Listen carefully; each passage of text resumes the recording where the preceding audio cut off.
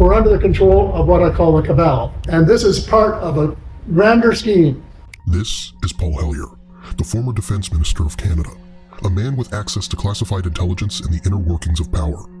Now, he speaks candidly about what he witnessed behind closed doors and what's about to come. And that's the end game. That's what they're moving toward. They've been working on it for 50 years, and it's well advanced. If something isn't done, they're going to get away with it. How powerful are they? Well, they are so powerful that they have taken over control of the United States. There's so much that's been kept in the dark that it's going to take a lot of unwinding to get at the truth. But truth, we must see. What you're about to hear might make you want to share this video, because he doesn't just describe the entire system.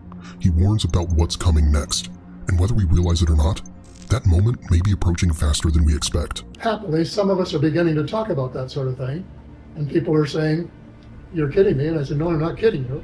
But if it happens, just say, wave at them, and say, we know you're playing games with us, and we're not going to go along with it. We're going to stand up for our rights." And companies have taken full advantage of this. Every click, every search, every website you visit is being tracked, logged, and sold. Your data is the product, and most of the time, you don't even know who's buying it or what they're doing with it. You may say to yourself, "I don't care. I have nothing to hide." But privacy isn't about hiding. It's about control. It's about deciding who gets access to your personal information, your location, and your online activity. That's where Private Internet Access, or PIA, comes in. With Private Internet Access, you can safeguard all your online activities with military-grade encryption, protecting you from hackers, governments, and even your internet provider. Plus, they have a strict no-logs policy, which means they don't track or store any of your browsing history, so your privacy stays private. One click and you're protected. No complicated setup required. That's why we use Private Internet Access. Get 83% off and 4 months free using our link for a limited time. You can click the link in the description to try it out today. I'm going to start with the money mafia, because it is the most urgent issue in the world today. The problem with the money situation is that there's only about one person in every 100 who really understands it. And there's some, we think of money in some esoteric way of we wishing, of course, we'd had more. But it's a little complex. Remember when someone else said the same thing, that the system is too complex to understand? Take a look. But what I found was most people, be it in business, in normal life, or in the world leaders, don't really understand money. It is something they think about. They have a sense of what it is. They certainly want more of it.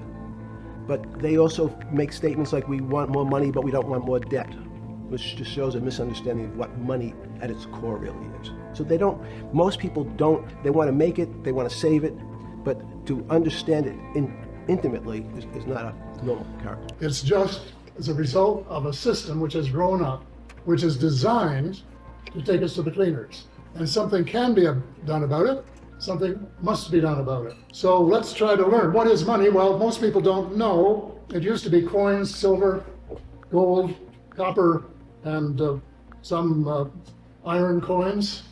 But of course we got too busy and too big to be able to do that. If you're going to buy a house, you can't put a bag and pay for it. So we started using paper money.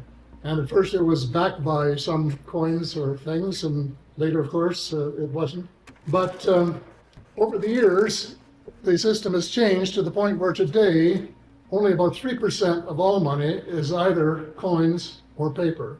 97% is virtual, and virtual means computer entry. Money is just data now, which leads to the most important question of all. Who controls the data? The first and probably the brightest of the governors of the Bank of Canada said that money was just a book entry.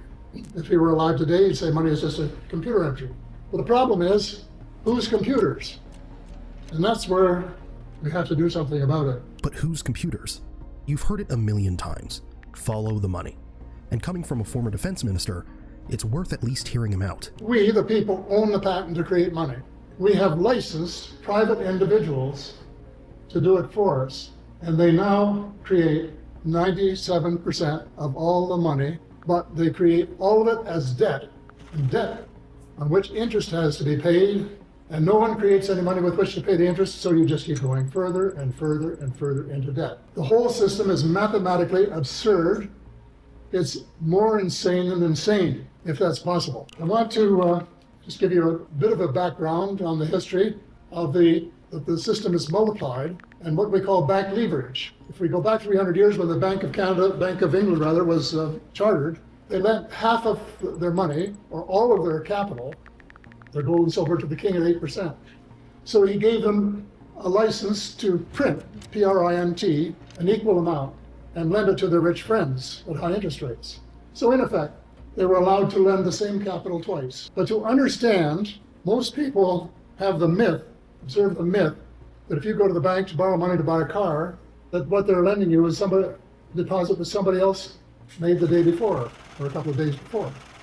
Not so. They create the money. They're pretty well lent out all the time. So if you go in and say to buy a car for $35,000, and what they'll do is ask you for collateral, and if you have some stocks or bonds, okay, or failing that, you could give them a second mortgage on your house or your cottage, and if you can't do any of those things, you can get a co-signature of a rich relative.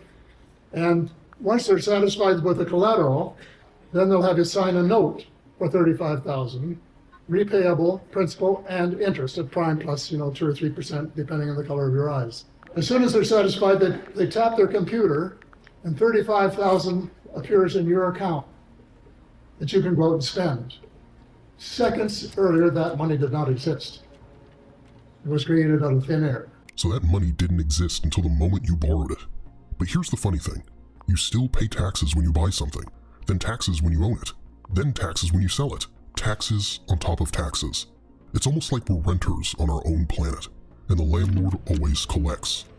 Makes you think about the system we've all just accepted, doesn't it? And as a result of that borrowing, we have paid $1,100 billion in interest since 1974, none of it which was necessary, none. Because it is all part of something bigger that's going on in the world, and that is to take away power from the people and give it to multinational corporations and banks who are under the control of what I call the cabal. And this is part of a grander scheme. Now this is being engineered, as I said, by an international cabal. Now what is a cabal? Is a group of people with the banking cartel at the apex, then the oil cartel, and then the international corporations, the transnational corporations, and then the U.S. Intelligence organizations, the FBI, the CIA, the NSA, a huge chunk of the American military. And they're all in it together. And you might say, well, where are they taking us? The end game is what they call it, which in plain English is that is not elected, but is run by bankers and elite. And that's the end game. That's what they're moving toward. And they've been working at it for 50 years. How powerful are they? Well, they are so powerful that they have taken over control of the United States. Neither the president nor the Congress is in control of the United States. The cabal is, and has been for years. They pick the presidents. If they don't like them, they get rid of them. As President Clinton said in response to a question by White House reporter Sarah McClellan, he replied, and I quote, "Sarah, there is a government inside the government and I don't control it." Can you imagine? They control the free energy that we need. I don't know how many of you are familiar with that or not, but the same cabal owns the patents to free energy. And there are several different ways of going about that, but the most likely is what they call zero-point energy. It's the energy that's everywhere in the cosmos. It's unlimited. It could have been there long ago if it hadn't been for the fact that these people who are in control don't want to see any change. Well, the cabal is also responsible for the war on. The cabal is also, AKA, military-industrial complex.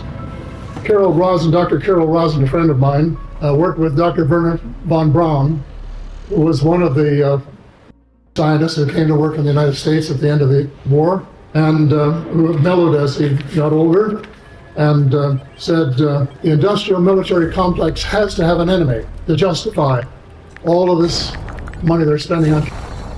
So they have to have an enemy, and if they don't have one, they have to manufacture one. And he said first it will be the, and then it will be the, and then it will be the extraterrestrials.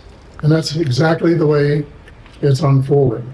After they get through with the, if they ever do, is to stage a mock attack in order to get the people of the United States to accept martial law as the onset of the new.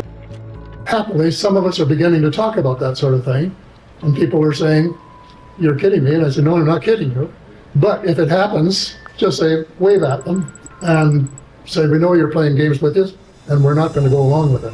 We're going to stand up for our rights." There was a time when Americans feared God, and we did too, but in the post-war period, we have worshipped money. Money, power, and greed. And those have been the operative words. And so we think of nothing else. How can you make another buck? We have to change. And there's some wonderful things that are going on. There's some wonderful people in the world who are doing wonderful things, and more power to them. But what they need is the same thing 1,000 times over. We have to have a tsunami, as I call it, of changed lives, of people who are willing to put their lives on the line for what they believe and to change the world. If you enjoyed today's video on Anonymous Official, leave a like and subscribe if you haven't done so already. Thanks for watching and sticking with us.